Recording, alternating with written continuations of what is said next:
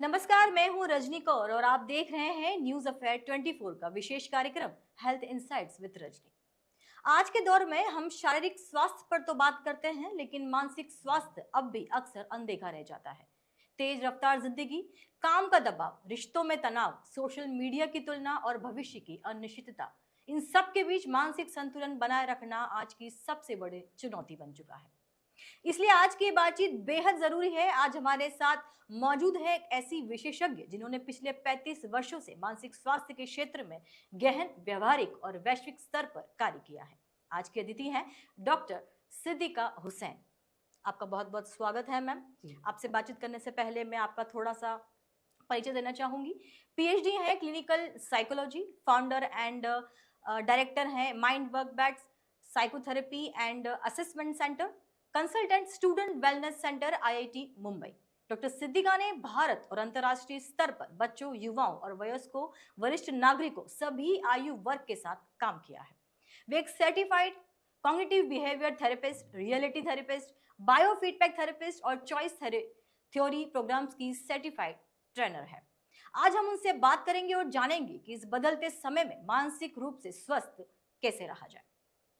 Ma'am, आपका बहुत बहुत स्वागत है। और मैम, जो ये टॉपिक है आज के बदलते परिप्रेक्ष्य में इतना ज़्यादा ज़रूरी है कि इस टॉपिक पे हम जितनी ज़्यादा बात करें उतनी कम है। तो सबसे पहले जो मेरा आपसे सवाल है कि आज के समय में मानसिक स्वास्थ्य समस्याएं इतनी तेजी से क्यों बढ़ रही है और क्या इसके पीछे के कुछ मुख्य कारण हैं जो आप मुझे समझा सकती हैं? तो सबसे पहले तो ये कि रजनी, दुनिया कितनी तेज़ी से चल रही है, साइंस टेक्नोलॉजी कितना तेज़ी से बढ़ जी। तो जितने हम ज़्यादा एडवांस्ड होते जा रहे हैं उतनी हमारी मेंटल हेल्थ इश्यूज भी बढ़ती जा रही हैं जी। और कंपटीशन बहुत है, हमारी सेल्फ एक्सपेक्टेशंस बहुत है, हमें तो एक सर्टेन लेवल तक ही काम करना है जी। अच्छा, और ये है कि सब जगह हमें बेस्ट परफॉर्म करना है, सब जगह हमें टॉप पे रहना है। तो ये जो एक अंदर से जो आती है ना कि बस इतना करो, कभी भी सेटिस्फाइड नहीं होते। So the lack of satisfaction, the lack of expression, lack of knowledge और एक कांस्टेंट जो होड़ है ना कंपेयर करने की, भाई उसके पास इतना है, मेरे पास भी इतना होना चाहिए, और अगर उसके पास मेरे पास नहीं है तो मतलब आई एम नॉट वर्थ।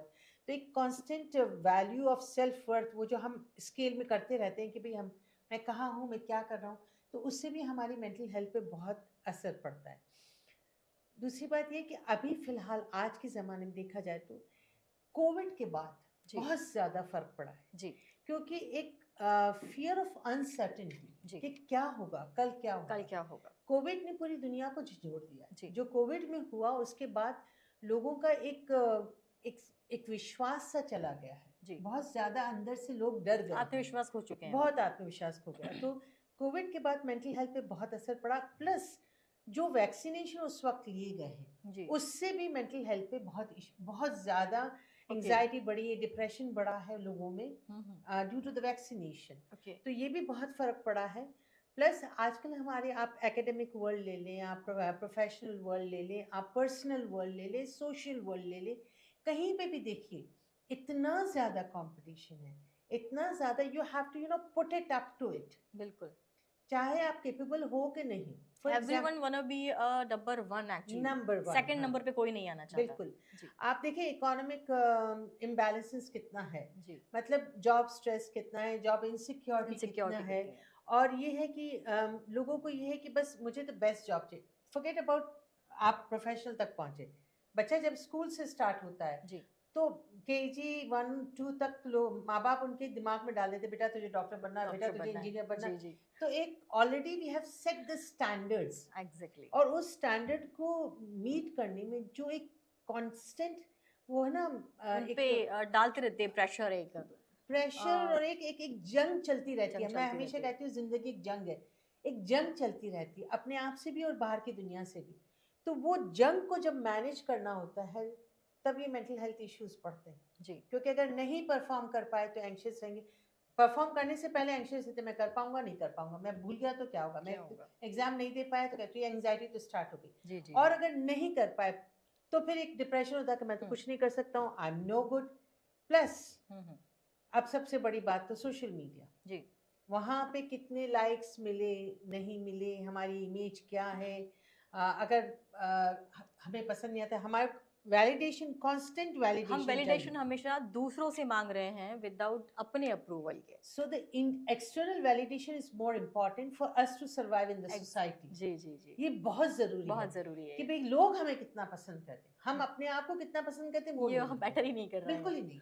तो हम इंटरनली नहीं अपने आप से, मैं एक कोर्स करती हूँ अंडरस्टैंडिंग सेल्फ एंड अदर्स, तो मेरा सवाल उनसे होता है कि दिन में कितने मिनट आप अपने आप के साथ बैठते हैं और अपने आप को ये कहते हैं कि great you did a good job today. Exactly, हम अपने आप के साथ बैठे, तूने ये नहीं किया, तूने वो नहीं किया, मैं उससे कम हूँ, मैं उससे कम हूँ, हम इसमें रह जाते हैं।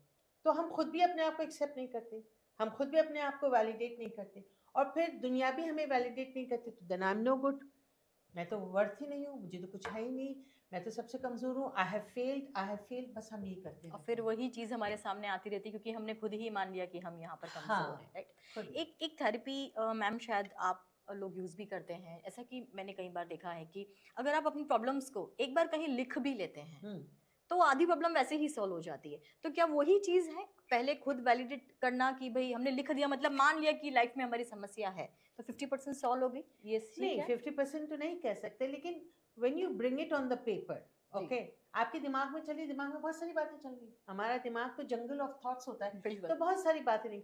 अब उसमें से कोई एक बात जो बहुत परेशान करी, अगर आप उसको पेपर पे ले आए तो आप अपने सामने ले आए कि this is what I am facing now, okay, जब वो सामने लाए तो ये starts from the self doubt, right. अब सेल्फ डाउट कहाँ से स्टार्ट होता है? वो इंटरनल क्रिटिसिज्म से स्टार्ट होता है। जब हम अंदर अपने आप को क्रिटिसाइज करते हैं तो सेल्फ डाउट जन्म लेता है। जब सेल्फ डाउट जन्म लेता है, हमारे सामने सेल्फ डाउट है, तो फिर ये होता है कि अब क्या करें। जब पेपर पे लाए देन वी स्टार्ट एक्सप्लोरिंग कि ये सही है, गलत है, हम उसको एनालाइज करते हैं, हाँ एनालाइज करते हैं, राइट। तो जो आप कह रहे हैं ना 50% प्रॉब्लम सॉल्व, नहीं, 50% प्रॉब्लम सॉल्व नहीं होती, you have started the journey, you have started processing, processing start कर देते हैं। तो ये 4 स्टेप है जो मैं हमेशा कहती हूँ कि self doubt, then self exploration, then self engagement and then self empowerment. Okay, तो तब आप अगर ये सेल्फ डाउट से अगर आप मान लेते हो कि हाँ ये मेरा डाउट है, this is what I am doubting about it, ये मेरा क्रिटिसिज्म, इंटरनल क्रिटिसिज्म जो है,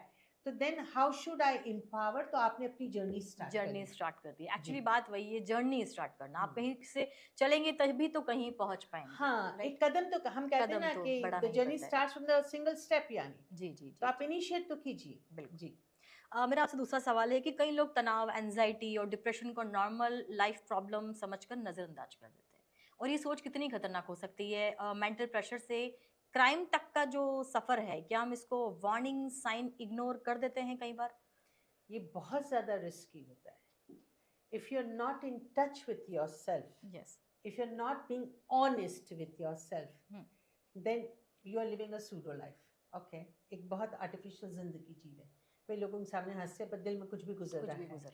तो क्या होता है कि मैं हमेशा मेरी क्लाइंट्स को भी समझाती हूँ कि हमारी 2 पर्सनालिटी होती है, या 2 जैसे फेसेस होते हैं। तो एक तो बाहर होता है दुनिया के सामने जो बहुत बड़ा face, I can handle everything, I am too good and all this, और जब आप बिस्तर में जाते हो तो आपको लगता है कि यार मैं तो कुछ नहीं कर पा रही। तो ये जो एक जंग इन दोनों के बीच में चलती है, that leads to mental health issues, depression, anxiety. और अगर आपको है, अगर आप उसको सप्रेस कर रहे हैं तो कहीं ना कहीं वो निकलेगा, या तो वो फिजिकल प्रॉब्लम्स में निकलेगा, कांस्टेंट हेडेक होना, नींद नहीं आना, भूख नहीं लगना, कांस्टेंट वेट लॉस होना, तो ये कहीं ना कहीं आपका बाहर निकलेगा जी। ये तो फिजिकली निकला, साइकोलॉजिकली कैसे निकलेगा जी? या गुस्से में निकलेगा, चिड़चिड़ापन में निकलेगा, साइलेंस में निकलेगा, आप बिल्कुल चुप हो जाएंगे जिंदगी में, आप दुखी हो जाएंगे। तो सही टाइम पे, सही वक्त पे, सही इंसान के सामने, सही प्रोफेशनल के सामने आपको एक्सप्रेस करना चाहिए, this is what I am going through ji.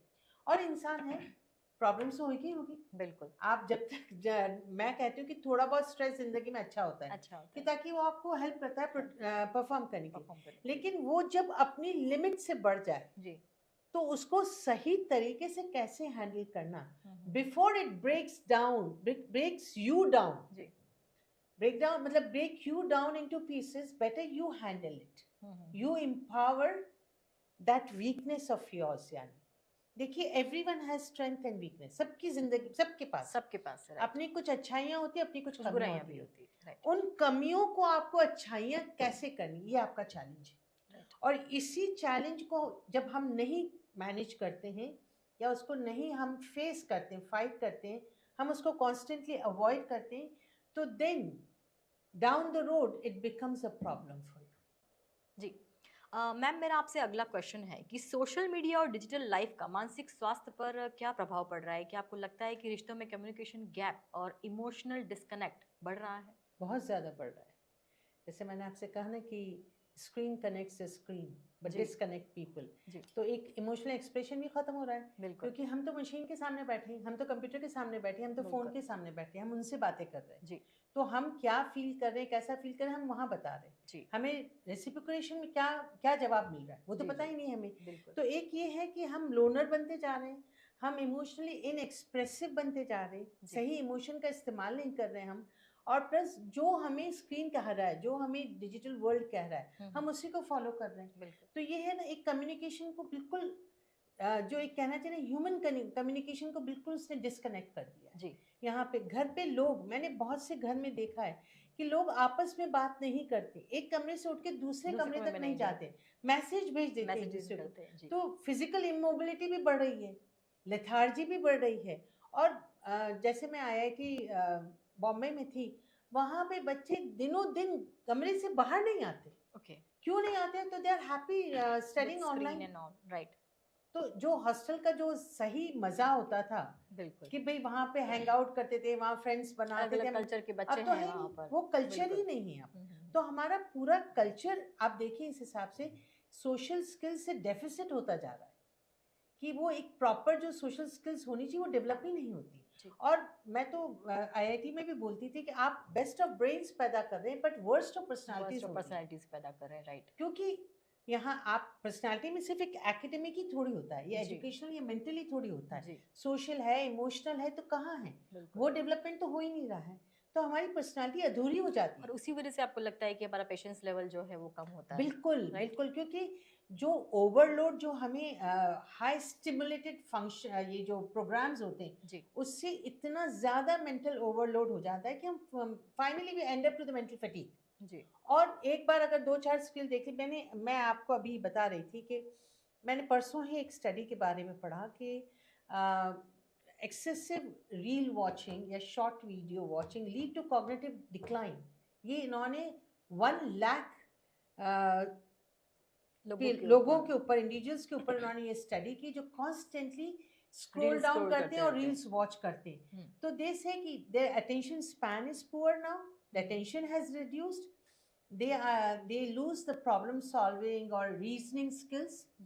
They are emotionally becoming very inexpressive, pleasant, you know, like जैसे कुछ है रोबोट जैसे बंद, हाँ रोबोट जैसे बंद, कैसे इमोशन एक्सप्रेस करना चाहिए वो नहीं, plus they are becoming loner.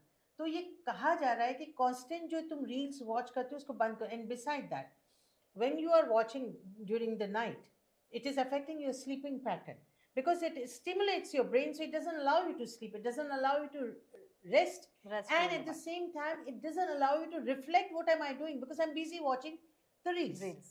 तो ये कहना चाहिए, मैं ये नहीं कहती कि 100% सोशल मीडिया गलत है, नहीं, कुछ हद तक सोशल मीडिया अच्छा है। जैसे मैं आपको कहती कि हमारे बरसों से बिछड़े हुए फ्रेंड्स फेसबुक से मिले, या हमें बहुत सारी चीजें नई सीखने को मिलती है। अगर मैं लिंक्डइन प्रोफाइल पे जाऊँ तो मैं बहुत सारे नए आर्टिकल्स पढ़ती हूँ, क्या चल रहा है साइकोलॉजी वर्ल्ड में, I keep updating my self. Again यही कि आपने थोड़ी देर पहले बताया मुझे कि मैं आपके हाथ में चाकू देती हूँ, तो आप क्या करेंगी? तो यहाँ पर सोशल मीडिया भी ऐसा ही है कि अगर आपके पास में है तो आप उसका एडवांटेज लेना चाहते हैं या फिर आप चाहते हैं कि वो आपकी life. So it doesn't spoil you, it doesn't destroy you, but unconscious use it does destroy you. So addiction अब तब बनता है जब आप उसका एक्सेसिव यूज करते हैं, तो anything which is becoming an addiction is wrong. बिल्कुल, है ना, चाहे वो मेडिसिन हो, चाहे वो अल्कोहल हो, अगर आप लिमिट में लेते हो तो ठीक है, लेकिन अगर आप लिमिट से बाहर जा रहे हो तो वो एडिक्शन हो रहा है ना। तो anything in addiction is wrong. So digital world is good but how you use it, social media is good but how you use it, it depends on you. बिल्कुल। मैम, मानसिक स्वास्थ्य को लेकर मोस्ट ऑफ लोग जो है वो therapy लेने से डरते हैं। उनको लगता है कि अगर हमने किसी साइकियाट्रिस्ट से बात की तो लोग कहेंगे कि तुम पागल हो जो तुम्हें जाना पड़ रहा है, फिर नहीं तो गूगल पे कुछ सर्च करके और अनाप शनाप दवाइयाँ जो होती हैं वो ले लेते हैं। तो थेरेपी जो होती है वो क्यों ज़रूरी है और वो किस तरीके से किसी इंसान को हेल्प करती है? See, first of all, am I justified? Will I be justified? Am I crazy? ये सारे notions जो हमारे कल्चरल हाँ चलते हैं, राइट। एक ज़माने से चलता आ रहा है कि भाई, और ये था भी सही रजनी जी, कि पहले ज़माने में जब प्रॉब्लम्स होती थी तो हमारी फैमिली में इतने बड़े लोग होते थे कि जो सही एडवाइस देते थे, एक फैमिली कल्चर था। अब हमारी nuclear family, right, plus digital world आ गया, तो हम अपने आप से ही बात करते हैं। थेरेपी कब लेनी चाहिए? When you really feel stuck, when you really feel lost, when you really have burn out, when you really think that मैं ये जो चैलेंजेस हैं, जो डेली चैलेंजेस मिलते जा रहे हैं, and I have cross the limit of facing the challenges, तब मैं क्या करूं, कहाँ जाऊं, किससे बात करूं? अब बात ये आती है कि मैं क्रेजी नहीं हूँ, लोग क्या कहेंगे, मैं अपनी प्रॉब्लम सॉल्व नहीं कर सकता जी, एक ईगो जैसी बात है। Am I really helpless, am I really hopeless? ये सवाल हमारे उठते हैं, बिल्कुल सही है। लेकिन मेरा कहना ये है कि जैसे आप फिजिकल डॉक्टर के पास जाते, भाई सर दर्द हुआ, पाँव दर्द हुआ, पेट दर्द हुआ, थोड़ा सा हुआ, आप गए, फटाफट मेडिसिन लेके आ गए, बनिस्बत कि आप उसको बर्दाश्त करते जाए करते जाए करते जाए, वो बढ़ जाए और बड़ी प्रॉब्लम बन जाए। तो मेंटल हेल्थ में क्यों नहीं जी, मेंटल वेलबींग भी आपकी इतनी ही इम्पोर्टेंट है। तो अगर आपको लगता है कि कुछ प्रॉब्लम्स हैं जहां मैं अपनी पूरी कोशिश के बाद भी सॉल्व नहीं कर पा रहा हूं, तो how about I listen to the third person? अपने आप से जूझ रहा हूं, एक बाहर के इंसान से बात करो कि यार तुम इस बारे में कैसा सोचते हो जी, शायद मुझे एक नया परसेप्शन मिल जाए। बिल्कुल, शायद मुझे एक नया सोचने का तरीका मिल जाए। इट्स ऑल्सो डिपेंड कि हम बात किससे कर रहे हैं। हाँ, बात किससे? यहाँ पर ये भी बहुत ज़रूरी है कि अगर हमारा मेंटल हेल्थ बहुत ज़्यादा बढ़ चुका है तो हमें बात डॉक्टर से ही या विशेषज्ञ से ही करनी चाहिए। कई बार हम ऐसे लोगों से भी बात कर लेते हैं कि हो सकता है कि वो ऑलरेडी नेगेटिव ही हो और हमारे सामने जो परसेप्शन है वो हमारी सोच को और भी ज़्यादा वर्स्ट करते हैं। बिल्कुल सही है, आप बिल्कुल सही कह रहे हैं। जब मेंटल हेल्थ की बात आती है, डिप्रेशन, एंग्जाइटी, पर्सनालिटी, कुछ भी जो भी प्रॉब्लम्स हैं, अगर आप एक नॉर्मल डॉक्टर या किसी हकीम या किसी आयुर्वेदिक किसी से जाके आप बात करते हैं, तो वो आपको मेडिसिन देगा, वो आपको कहेगा ऐसा हो जाएगा, ऐसा कर लो। लेकिन अगर आप किसी प्रोफेशनल साइकोलॉजिस्ट के पास जाते हो, तो पहले तो वो ये ढूंढेगा कि वजह क्या है जी, अब वजह ढूंढने के बाद तुम क्या कर सकते हो। बिल्कुल, देखिए, एक साइकोलॉजिस्ट ऐसा नहीं है कि भाई यू मैजिक वॉन्ड घुमाई और आपकी प्रॉब्लम सॉल्व हो गई। वो आपको 10 तरीके बताएगा कि सोचो, अगर आप इन तरीकों में से जो आपको सूट करता है वो तरीका लीजिए और अपनी प्रॉब्लम सॉल्व कीजिए। तो आप क्या कर रहे हो, आपके हाथ में एक टूल ले रहे हो कि अगर नेक्स्ट टाइम फ्यूचर में भी मुझे प्रॉब्लम होगी तो मैं कर सकता हूँ, क्योंकि स्ट्रेस तो till the day you die you have stress, बिल्कुल, है ना? तो एक सही गाइडेंस, एक प्रोफेशनल गाइडेंस, एक professional intervention of your problem you can only get from a psychologist. तो मैम, अपने पास में क्या क्या थेरेपीज होती हैं जिसके थ्रू डेली रूटीन का जो लोगों का डिप्रेशन लेवल है उसे कम किया जा सकता है? और मैं एक सवाल और पूछना चाहूँगी कि काफ़ी सारे लोग ऐसे हैं जो मेडिसिन पे जाते हैं मेंटल प्रॉब्लम को लेके, वो कितना सही है? तो ये है कि बहुत थेरेपीज तो आजकल बहुत सारी हैं, but main therapies for depression, जो अगर आप पर्टिकुलरली डिप्रेशन के लिए पूछें या एंग्जाइटी के लिए पूछें, तो कॉग्निटिव बिहेवियर थेरेपी है, चॉइस थ्योरी, रियलिटी थेरेपी जो CTRT मैं कह रही हूँ, क्लाइंट सेंटर्ड है, साइको एनालिसिस है, हिप्नोसिस है, बहुत सारी, अब तो बहुत सारी इंडिविजुअलिस्टिक अप्रोचेस निकली हैं, साइकोडायनेमिक्स हैं, तो ये सारी चीज़ें हैं, फैमिली थेरेपी है, मैरिटल थेरेपी है, बहुत सारी। वो लोगों पे भी डिपेंड करता है कि आपके सामने क्या प्रॉब्लम है। हाँ, depending upon the problem you take all these therapies और यूज द थेरेपीज, बट मैं पर्सनली CBT ज्यादा यूज करती हूँ, because in my opinion every problem is due to your perception of the problem, right, exactly. Or your perception of the situation which leads to the problem जी. आप उस situation के बारे में कैसा सोचते हैं? एक सिंपल सा एग्जांपल है कि आप ट्रैफिक में खड़े हैं, रेड लाइट है, अब 4 गाड़ियां खड़ी हैं, एक गाड़ी आराम से बैठा है कि चलो ठीक है अब ग्रीन हो जाएगी तब निकल जाएंगे, दूसरा है कि बहुत नर्वस हो रहा है, फोन कर रहा है कि मैं लेट हो रहा हूँ, मैं 5 मिनट पहुंच जाऊँ, continuously he is worrying about कि कभी रेड से ग्रीन हो। एक जना बैठ के आराम से न्यूज़पेपर पढ़ा है, चलो 2 मिनट मिले न्यूज़पेपर पढ़ लेते हैं, तीसरा है कि हॉन्क करता जा रहा है। तो how do you perceive that stimulus, that red light? It's never the stimulus which needs to response. No, it's the way you interpret the stimulus that leads to response. तो आपका perception क्या है? ठीक है? तो ये सारी अप्रोचेस हम इस्तेमाल करते हैं। जहाँ तक आपने दवाई की बात की है, मेडिसिन की बात की है, तो डिप्रेशन जब हम असेस करते हैं जी, मैं कभी भी बिना असेसमेंट ट्रीटमेंट नहीं स्टार्ट करती और करना भी नहीं चाहिए। You should assess at what level और कितना सिवियर है। तो 0 to 13 हम कहते हैं कोई डिप्रेशन नहीं, 13 to 19 it's a mild depression, 19 to 28 29 it is moderate and about 29 it is severe. अगर आपका डिप्रेशन लेवल अबाउट 33 है then you should go for the medicine.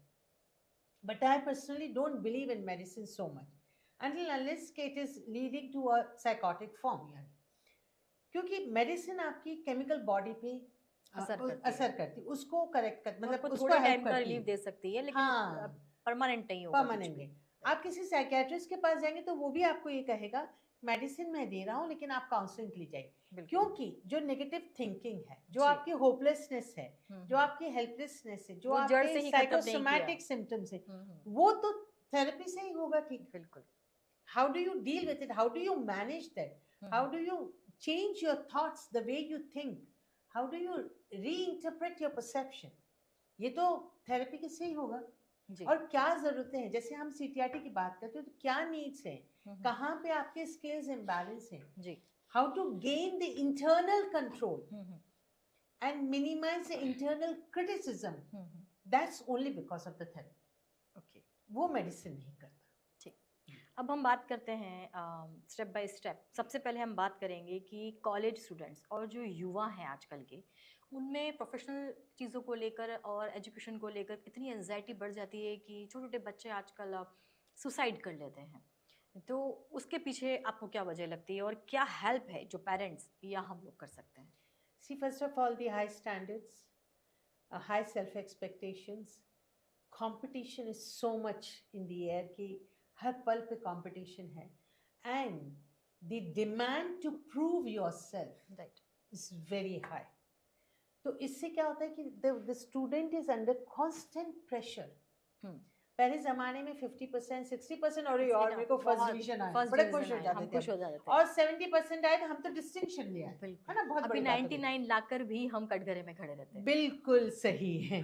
99% के बाद 1% तूने कहाँ खोया, कम क्यों किया, वो 99 के फेर में आजकल हमारे बच्चे हैं। बिल्कुल बिल्कुल, और बचपन से हमें आदत डाल देते कि भाई तुम्हें तो बेस्ट ही करना है। मैं एक बात यहाँ पे सोशल मीडिया की थोड़ी सी लाती हूँ, और मैं अभी थोड़े दिनों पहले सुधा मूर्ति का वो सुन रही थी, तो उसने ये कहा था कि तुम्हारे बच्चे तुम्हारे टॉयज नहीं हैं जी, क्यों इन लोगों को तुम सोशल मीडिया पे लाके भाई तू डांस अच्छा कर ले, तू गाना अच्छा गा ले, तू ये अच्छा कर, और आप पोस्ट करते हो, फिर आप बड़े खुश होते हो कि मेरे बच्चे की रील है जी।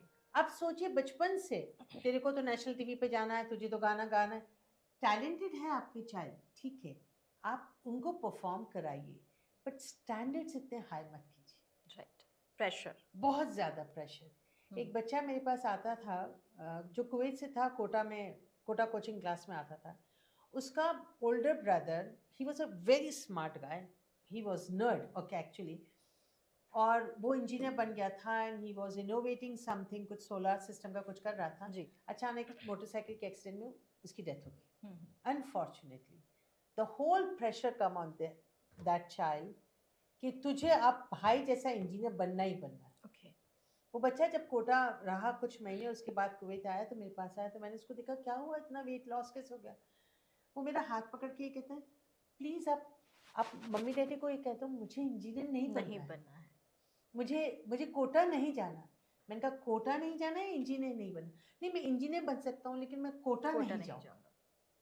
सो जस्ट इमेजिन, हम कोचिंग क्लासेस सुबह 5 बजे से कोचिंग क्लासेस शुरू कर देते, क्या कर रहे हैं हम। बिल्कुल, तो ये प्रेशर जो होता है, और फिर क्या होता है कि not even from the parents, peer pressure भी, मेरे फ्रेंड के इतने स्कोर आ रहे, मेरे नहीं, मेरे फ्रेंड के वो आ रहे। एक क्या होता है, कांस्टेंट हम उसमें रहते हैं। ये नहीं कि हमें पढ़ना है, हमें एक्सटर्नल वैलिडेशन के लिए पढ़ना है, वैलिडेशन के लिए बिल्कुल, क्या हमें दुनिया से वैलिडेट कर रहे हैं नहीं कर रहे, हम उसके लिए तो हम उस होड़ में रह गए जी। और यही वजह होती है कि बहुत से लोग, बहुत से स्टूडेंट्स, दे फील स्टक, देखो लगता है कि बस आगे कोई रास्ता ही नहीं, मैं नहीं कर पाऊंगा।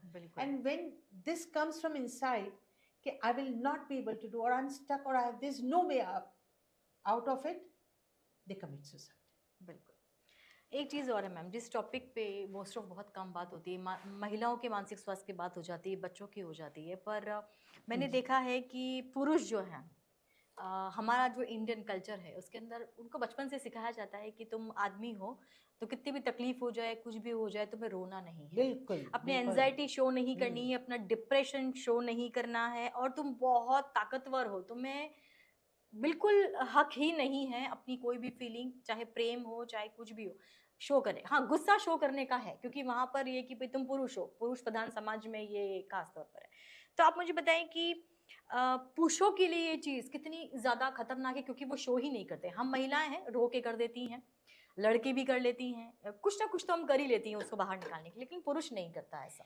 अनफॉर्चुनेटली रजनी जी, ये हमारे कल्चर ने और हमारी सोसाइटी ने कुछ नॉर्म्स बना रखे हैं कि भाई जी। औरतें रोती हैं, जेंट्स नहीं रोते हैं। जी। औरतें वीक होती हैं, जेंट्स जेंट्स नहीं स्ट्रांग होते। होते हैं। जी। अच्छा, और औरतों का काम घर का है, जेंट्स का काम बाहर का है। अगर जेंट्स गुस्सा करता है तो बहुत बड़ी बात है, भाई बहुत अच्छी मर्द है, बात, वो तो मर्द है वो मर्द है, गुस्सा कर सकता है। जी। लेकिन अगर औरतें सहती हैं जी। और रेजिलियंट रहती है, बहुत सी औरतें ये होती है कि मैं तो औरत हूँ, मेरा तो नसीब ऐसा है, मुझे तो सहना ही है, ये एक कल्चरली गिवन है। जी। तो हमारे यहाँ पे जो जेंडर इनइक्वालिटी होती है ना, Inequality है। Specially in the terms of emotions, Emotions। Is not justified, it's Right। Not justified.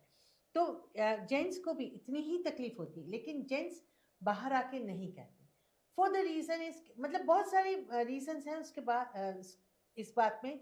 क्योंकि पहली बात तो यह कि मैं कमजोर नहीं हूँ, मैं क्या अपनी प्रॉब्लम संभाल नहीं सकता हूँ, बिल्कुल। मैं तो आदमी हूँ, आदमी थोड़ी रोते हैं। ये ना, ये हमारे अंदर है ना, कूट कूट कूट के भरा जाता है हुआ है, बचपन से। लिटरली कूट कूट के भरा हुआ है कि तुम कैसे रो सकते हो, तुम तो आदमी हो। पर क्यों नहीं रो सकता? सी, आदमी भी एक ह्यूमन बीइंग है, एक इंसान है जी। और इंसान के साथ इमोशंस का कनेक्शन तो उसकी पैदाइश से ही चलता जा रहा है। जी। तो डरना, रोना, खुश होना या उत्साहित होना या हताश होना, ये हर इंसान में होता है। तो यहाँ तो आदमी औरत है नहीं, लेकिन औरत एक्सप्रेस कर लेती, मान लेती कि हाँ मेरे साथ है, आदमी नहीं मानता। आदमी मानते ही नहीं है। और फिर क्या होता है कि वो अंदर के अंदर अपने अंदर जूझते रहते और बोल नहीं पाते। अभी रिसेंटली इस पे बहुत ज़्यादा अवेयरनेस क्रिएट कर रहे हैं, क्योंकि men are moving towards addiction। जी। स्मोकिंग है, ड्रिंकिंग है, गैम्बलिंग है, अब सोशल मीडिया है, बिल्कुल। बहुत ज्यादा। मैन बहुत को आप ज्यादा। कहीं भी जाओ, आदमी अपना फोन लेके फोन बैठे ही, रहेंगे, बिल्कुल। रील्स पे रील्स देखते वो एक जाएंगे, सेकंड के लिए अपना फोन नहीं छोड़ना फोन चाहते। नहीं छोड़ना मैं आज चाहते हैं। बता दूं आपको, 99% महिलाओं की ये समस्या होगी कि उनके पति जो हैं वो बात नहीं करते। वो मानती हैं कि उनके फोन जो है वो उनकी सौतन है, क्योंकि वो फोन पे लगे बिल्कुल। रहते हैं, अपनी पत्नी से बात ही नहीं करते हैं। और बहुत ज्यादा ये हो गया है कि कम्युनिकेशन में बहुत फर्क पड़ गया है। बिसाइड दैट कि नॉट ओनली दैट कि वो खाली फोन देखते रहते हैं, उनको लगता है कि यहाँ मुझे कोई टोकेगा नहीं, यहाँ मुझे कोई नहीं कहेगा कि यार तू तो मर्द है, तेरे को मतलब यह मुझे कोई इसको जवाब नहीं देना, मुझे कोई वैलिडेशन नहीं चाहिए। बिल्कुल। तो वो बहुत खुश है, लोनर होते जा रहे हैं। प्लस एक्स्ट्रा मैरिटल अफेयर्स, क्योंकि वो अपनी बीवी को नहीं एक्सप्रेस कर पाते कि भाई मैं यहाँ, तुम्हारी ये बातें मुझे अच्छी नहीं लगती हैं, और जहाँ थोड़ा सा सॉफ्ट कॉर्नर बाहर मिला, फट से बाहर निकल जाएंगे। तो ये भी बहुत सारी चीज। तो इट्स बेटर कि main also, and I really request all the main, stand up for your problems. Right. क्योंकि आप कोई बनी आदम नहीं, मतलब आप कोई फरिश्ते नहीं हो, आप सिर्फ बनी आदम हो। राइट। आप एक इंसान हो। फरिश्ते होते तो ठीक है, कोई प्रॉब्लम, आप इंसान, और इंसान के लिए चैलेंज होना, प्रॉब्लम होना आम सी बात है। बिल्कुल। और इस कॉम्पिटिटिव वर्ल्ड में जितना आपको अपने आप को मैनेज करना होता है, अपने आप को खुद को मैनेज करना होता है, बैलेंस करना होता है, इसके लिए सारी स्टेबिलिटी, इमोशनल, मेंटल, कॉग्निटिव, सारी स्टेबिलिटी होनी चाहिए, तभी आप सही तरीके से परफॉर्म कर पाएंगे, सही तरीके से आगे बढ़ सकेंगे। तो it is very important that face your challenge, fight them, do not avoid them. जी। तो मैम, जैसे कि महिलाओं में हार्मोनल चेंजेस होते हैं, प्री मोनोपॉज है, उनके अंदर 2 हार्मोन्स हैं वो इनबैलेंस्ड होते हैं, तो काफ़ी सारी समस्याएं वो भी उनके मानसिक स्वास्थ्य पे काफ़ी असर डालती है। क्या इस तरह का कोई हार्मोनल चेंजेस जो है वो पुरुषों में भी होता है, और उसके भी कोई साइन है जो पता लगता है कि भाई हाँ अभी इस डिसऑर्डर से ये गुजर रहे हैं और यहाँ अभी इनको हेल्प की जरूरत है? देखिए, जब टीनेज से एडल्ट बनते हैं, पहले तो जब चाइल्ड से टीनेज बनते हैं, तो बॉडी में सारे हेयर ग्रो होना, दाढ़ी आना, मूछ आना, पिंपल्स आना, तो यहाँ से ही सेल्फ इमेज शुरू हो जाती है। ओके, कि मैं कितना स्मार्ट लग रहा हूँ, या कोई लड़कियां मेरी तरफ देख रही है कि नहीं देख रही है, मेरे को दाढ़ी आ रही है कि नहीं आ रही, मुझे मूछें आ रही है कि नहीं आ रही, एक वो है ना, एक मार्क ऑफ रिस्पेक्ट के मूछ तो मतलब मेरी ईगो की बात है ना, बहुत बड़ी बात है कि मैं मर्द। बिल्कुल। तो यहाँ से जब हार्मोनल इम्बैलेंस होता है, जब when you enter into the teenage world, if you are not properly guided, not explained properly, then they face depression.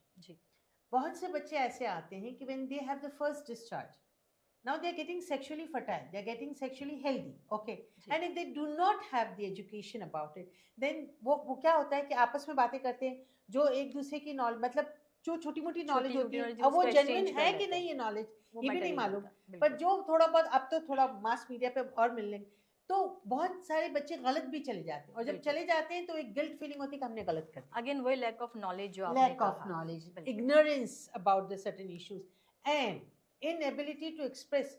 ऐसी बातें क्या पूछ रहा है, you know, like the way they are approached, अगर वो किसी से पूछने भी जाते हैं तो समझता नहीं क्या, तू तो आदमी है, बिल्कुल ये गलत है। अगर आपके पास कोई आता है पूछता है तो उसकी बात का सही जवाब दीजिए, and with the scientific methods, okay. Plus ये है कि अगर आपने उसको छोड़ दिया, अगर आपने उसको नहीं बताया, अगर आपने उसको अलाउ नहीं किया एक्सप्रेस करने के लिए, तो वो अपने अंदर ही घुटेगा, फिर उसको लगता है मेरा तो कोई है ही नहीं, मुझे तो कोई समझता ही नहीं जी। तो जो अपने आप से जो उसको समझ पड़ रहा है वो करेंगे। And what happens mostly, the coping strategies for such men are avoidance. It's avoidance, and then they become like alcohol, cigarettes तो बहुत जल्दी स्टार्ट हो जाती है बच्चों में, प्लस ड्रग्स, ओके, और running around, you know, like is having so many extra relationships जिसमें कोई सेंस नहीं होता है। they start making relationships on rebound, क्योंकि कहीं अंदर कोई सुकून नहीं है, तसल्ली नहीं जी, हम उसे बाहर ढूंढने निकलते हैं, बाहर की दुनिया, और एक्चुअली सुकून जो है वो हमारे अंदर ही होता है। बिल्कुल। So our focus is more on the external world than the internal world. बिल्कुल जी।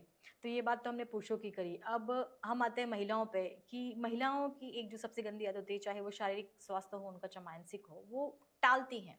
उन्हें ऐसा लगता है कि हमें तो सहने के लिए ही बनाया गया है, और कुछ एक ऐसी लाइन है कि पृथ्वी और जो औरत है वो सहने के लिए ही होती है।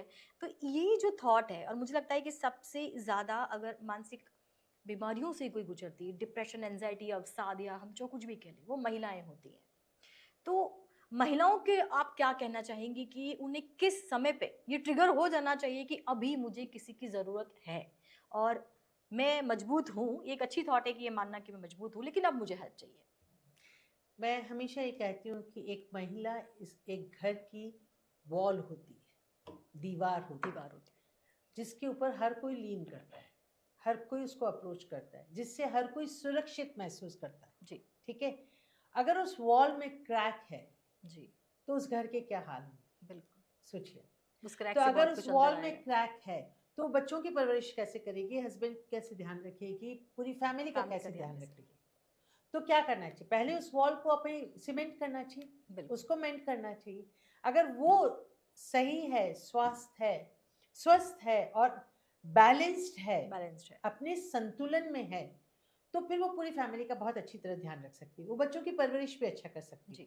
लेकिन अगर महिला के हाथ कांप रहे हैं, वो ही नर्वस है, वो ही एंग्शियस है, पूरी फैमिली को तो फिर हाँ, वो तो सवाल ही नहीं, वो फैमिली बढ़ ही नहीं सकती, फिर बच्चों में भी यही प्रॉब्लम आएगी। बिल्कुल। तो महिला, मैं मानती हूँ कि महिलाओं में सहनशीलता बहुत ज्यादा होती है, बिल्कुल, लेकिन उसके साथ महिला संवेदनशील भी बहुत ज्यादा होती है, बहुत ज्यादा सेंसिटिव, पुरुषों की तुलना में वो पहले जल्दी रो देती है, बिल्कुल रो देती है। तो अब ये है कि ये सहनशीलता से संवेदनशीलता का जो रास्ता है जी, आप कैसे पार करते हैं? अगर या तो आप बढ़ाएं, या आप इसको जितना कम रख सकते हैं उतना कम रखिए जी। आपको प्रॉब्लम है, आपको हक है, mental health is your birth right, आपका जन्म अधिकार है कि आप जाके किसी से बात करें, मुझे ये प्रॉब्लम से मैं गुजर रही हूँ, मैं इसको सॉल्व करना चाहती हूँ जी, मैं बोलना चाहती हूँ, मैं कोई मुझे सुने, मैं किसी को सुनाना चाहती हूँ जी। कई बार मैम ऐसा होता है कि कई बार हम सोल्यूशन नहीं चाहते, कई बार ऐसा होता है कि हम समस्याओं का सोल्यूशन नहीं चाहते, बस हम इतना चाहते हैं कोई हमें सुन ले, जो अंदर है वो बाहर आ जाए। कई बार हम सिर्फ इतना ही चाहते हैं। बिल्कुल राइट मैम, ये भी एक थेरेपी होगी आई थिंक। 100% हमारी थेरेपी का फर्स्ट जो कहना चाहिए, हमारा first milestone is active listening. और क्या रोना जो होता है वो किसी कमजोर इंसान की निशानी है, जो इंसान नहीं। बात बात पे रोते हैं? नहीं, कमजोर निशानी देखिए, हम कहते हैं कि जब बादल घिरते हैं तो जब तक बरसेंगे नहीं तब तक आसमान साफ नहीं होगा। साफ नहीं होगा। तो crying is good, good. but unnecessary crying to seek to seek attention is not right. It's not. So you cry, you express your emotion. If you're feeling sad, just cry it out. There's no, I mean, like, there's no problem in that. और कोई गलत नहीं है वो, आप रोइए, लेकिन just ये है कि रोने के बाद how do you feel about it, what do you do for it, कि भाई घर में बैठ के खाली रोते ही रहो और उसका कोई अंत नहीं हो, या इस रोने के बाद मेरा एक नया तरीका निकला, क्या मैं नेक्स्ट टाइम क्या करूँगी। जी जी जी, है ना जी। तो हमेशा महिलाएं, बहुत, मैं जितनी बार महिलाएं आती मैं उनको यही कहती हूँ कि अगर आपके घर में लाइट बंद हो जाए क्या करोगे, पावर नहीं है क्या करोगे जी। तो कुछ लोग तो कहते हैं अंधेरे में बैठी रहूंगी, ये बहुत सारी महिलाएं कहती हैं, बहुत सारी कहती हैं, और कुछ कहती हैं कि मैम उठ के कैंडल जलाऊंगी। तो मैं यही कहती हूँ, कैंडल जलाओ अपनी life right. Go and talk to someone who is professional, who can understand your problem, who can make you understand, who can help you to deal with your challenges. तो ये बहुत ज़रूरी होता है कि महिला, आप भी इंसान हैं, आपको भी उतनी ही तकलीफें होती हैं। हाँ, हमें बर्दाश्त करने की थोड़ी ताकत ज़्यादा होती है, ठीक है, पर मैन ऐसा नहीं कहते कि मैन में भी बर्दाश्त करने की ताकत होती है, बहुत ज़्यादा होती है, लेकिन फिर भी वो कहीं ना कहीं घर से बाहर निकला, अपने काम में, अपने दोस्तों में, वो थोड़ा सा हो जाता है, संभाल लेते हैं। लेकिन हमारे दिमाग में एक बात होती है तो वो सब जगह चलती रहती है, वो हर जगह रिफ्लेक्ट होती है। हर जगह रिफ्लेक्ट होती है, हर जगह रिफ्लेक्ट, राइट। और सबसे ज़्यादा बच्चों पे रिफ्लेक्ट होती है। बहुत पहले एक स्टडी हुई थी, जब मैं कुवैत में थी, तो इराक इन्वेजन के बाद एक स्टडी हुई थी। उस स्टडी में ये था कि इन्वेजन के वक्त जो मदर्स प्रेग्नेंट थी और जिन्होंने बच्चे इन्वेजन के दिन डिलीवर किए थे, 90% बच्चों में एंजाइटी थी। क्योंकि मदर बहुत स्केर्ड थी, बहुत डरी हुई थी। जी। तो मैम, ये जो टॉपिक है एक्चुअली मानसिक स्वास्थ्य को लेके, ये इतना लंबा टॉपिक है कि हम दिन भर भी अगर इस टॉपिक पे बात करें तो शायद ये समय जो है हमें कम पड़ेगा। मैं यहाँ पर एक आपसे अंतिम सवाल पूछूंगी कि रोजमर्रा की लाइफ में, दिन भर में, हम ऐसे कौन से 3 या 4 स्टेप कर सकते हैं कि हम अपने मानसिक स्वास्थ्य को अपने लेवल पर ही थोड़ा संभाल सकें और एक बड़ी समस्या तक ना पहुंचे? Self discipline, keep a proper routine, okay, उसमें आप एक्सरसाइज है, योगा है, जर्नलिंग है, कुछ प्रॉब्लम दिमाग में सता रही है तो आप पेपर पे लिख दीजिए। तो ये कॉग्निटिव थोड़ी टेक्निक हो गई। फिजिकल टेक्निक मैं आपको बता रही हूँ कि जो एक्सरसाइज करो, योगा करो, वॉक करो, okay, communication, have healthy communication with your friends, with your family, reach out to people, reach out when you are in a problem, reach out when you are facing a challenge, when you are conflicted. और अगर उसके बाद भी आप समझते हैं कि आपकी प्रॉब्लम आप नहीं सॉल्व कर पा रहे, तो please reach a professional. And please I want to emphasize one thing here कि एक अच्छा साइकोलॉजिस्ट आपकी सारी बातों को कॉन्फिडेंशियल रखेगा जी, आपकी बातें कहीं भी नहीं जाएगी। बहुत बड़ा डर होता है, ये बहुत बड़ा डर है मैम, क्योंकि एक्चुअली ज्यादातर हमारे जो मानसिक अवसाद की वजह है वो हमारा कोई ना कोई पर्सनल रीजन ही होता है, जिससे हमें लगता है कि हम दुनिया को एक्चुअली हम दुनिया को नहीं बता रहे होते और नहीं बता पाते हैं, वो टॉपिक्स ऐसे होते हैं, इसीलिए ही वो हमारे दिमाग में इतनी तबाही मचा देते हैं। इतना आसान नहीं किसी के सामने जिंदगी खोल के रखना, लेकिन अगर अच्छा थेरेपिस्ट है, प्लीज मेक श्योर कि जो भी थेरेपिस्ट आप चूज करती हैं तो पहले उसके बारे में देख लें कि वो नॉलेजेबल है, वो एक्सपीरियंस्ड है, वो स्किल्ड है। ये 3-4 चीजें अगर आप देख लें तो अगर अच्छा थेरेपिस्ट है तो कॉन्फिडेंशियलिटी फर्स्ट एथिक होता है हमारा। बिल्कुल, जब हम कस्में खाते हैं तो हमारा फर्स्ट एथिक होता है कि जो इंसान हमारे सामने आएगा उसकी हर बातें हम दोनों के बीच में, थेरेपिस्ट और क्लाइंट के बीच में उस कमरे में बंद रहती जी, है ना। बिल्कुल। तो डॉक्टर सिद्दीका, आपने जो इतना सारा नॉलेज अभी इस समय दिया है और काफ़ी सारी बातें आपने बताई है, और मानसिक स्वास्थ्य तो हमारी आजकल की बढ़ती हुई समस्याएं हैं, और इवन कोविड के बाद में तो चीज़ें और भी ज़्यादा बढ़ गई है, आपने शुरुआती चर्चा में मुझे बताया ही था। तो यहाँ पर जो मैंने मैम से जाना है वो बहुत सिंपल है कि मानसिक स्वास्थ्य कोई टैबू नहीं है, सबसे इम्पोर्टेंट, ये कोई टैबू नहीं है। ये हमारे इंडिया में भले ही हम इस चीज़ को ऐसा लेते हैं कि शायद हम किसी से बात करेंगे तो वो सामने वाला क्या सोचेगा, हमारी ज़िंदगी पूरी निकल जाती है। लोग क्या लेकिन बाहर कहेंगे। के देशों में लोग इन चीज़ों को लाइटली नहीं लेते। उनको लगता है कि कोई डिप्रेशन है, कोई चीज़ है, कोई परेशानी हो रही है तो वो तुरंत विशेषज्ञों के पास पहुँचते हैं, डॉक्टर्स के पास पहुँचते हैं, इलाज लेते हैं। और सोचिए कि जब तक आप अपने अंदर की समस्या से नहीं जूझेंगे, नहीं लड़ेंगे और समस्या का समाधान नहीं निकालेंगे, बाहर आप दुनिया जीतने निकल जाइए, उसका कोई फायदा नहीं। मानसिक शांति आपके अंदर से आती है। बहुत तो जरूरी है। यहाँ पर इस टॉपिक पे चर्चा करने का जो हमारा मेन मोटो था वो ये था कि आप डॉक्टर से मिलिए। समस्या चाहे छोटी हो चाहे बड़ी हो, वो एक ना एक दिन विकराल रूप ले ही लेती है। तो जैसे आप दवाइयाँ खाते हैं शारीरिक अपनी कोई समस्या के ऊपर, वैसे ही मानसिक स्वास्थ्य के लिए मैम ने जैसे सजेस्ट किया है, थेरेपीज ज़्यादा बेटर है। आप मिलिए, मैम हैं जैसे आपके सामने उदयपुर में अगर आप बैठे हैं तो डॉक्टर सिद्दीका मैम हैं, जैसे इनकी नॉलेज है, मुझे नहीं लगता मुझे आपको बताने की ज़रूरत है कि कहाँ जाना है। इसके बावजूद भी आप कहीं पर भी बैठे हैं देश के किसी भी कोने में, आपको लगता है कि यहाँ ज़रूरत है तो जाइए। इवन सिर्फ महिलाएं या बच्चों की बात नहीं करती, मैं बात करी पुरुषों की भी, जो सबसे ज़्यादा अपनी फीलिंग्स को दबाने में एक्सपर्ट होते हैं। क्योंकि उन्हें ये लगता है कि मैं पुरुष हूँ तो मैं क्यों किसी को बताऊं, मैं किसी को कुछ कहूंगा तो मेरी वैलिडिटी पे एक क्वेश्चन मार्क होगा कि तू तो मर्द है, कैसे कमजोर पड़ गया।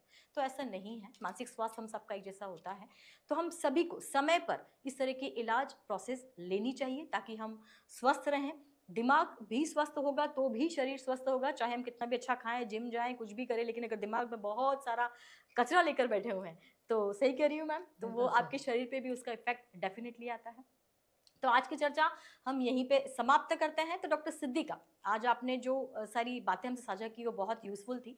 मानसिक स्वास्थ्य से जुड़े कई भ्रम तोड़े हैं, आपकी बातें साफ संदेश देती है कि मानसिक स्वास्थ्य कोई कमजोरी नहीं है बल्कि एक जिम्मेदारी है। हेल्थ इंसाइट्स विद रजनी के माध्यम से हम यही कोशिश कर रहे हैं कि लोग सही जानकारी पाएं, डर छोड़ें और समय रहते मदद लें। तो न्यूज़ एफर 24 की ओर से मैं आपका बहुत बहुत धन्यवाद देती हूँ मैम कि थैंक आपने यू इतना सो कीमती मच। समय हमारे लिए निकाला और एक बहुत अच्छी इन्फॉर्मेशन हमारे दर्शकों तक पहुंचाई है, कि आपने अपना अनुभव, ज्ञान और समय हमारे दर्शकों के साथ में साझा किया है। उम्मीद है कि ये बातचीत कई लोगों के लिए राहत, समझ और नई शुरुआत बनेगी। इसी तरह की नए अपडेट्स के लिए, नई जानकारी के लिए आप हमारे साथ जुड़े रहिए। मैं इसी तरीके से नई सीरीज और नए लोगों को आपके साथ जोड़ती रहूंगी हेल्थ इंसाइट्स विद रजनी के साथ में। तब तक के लिए नमस्कार।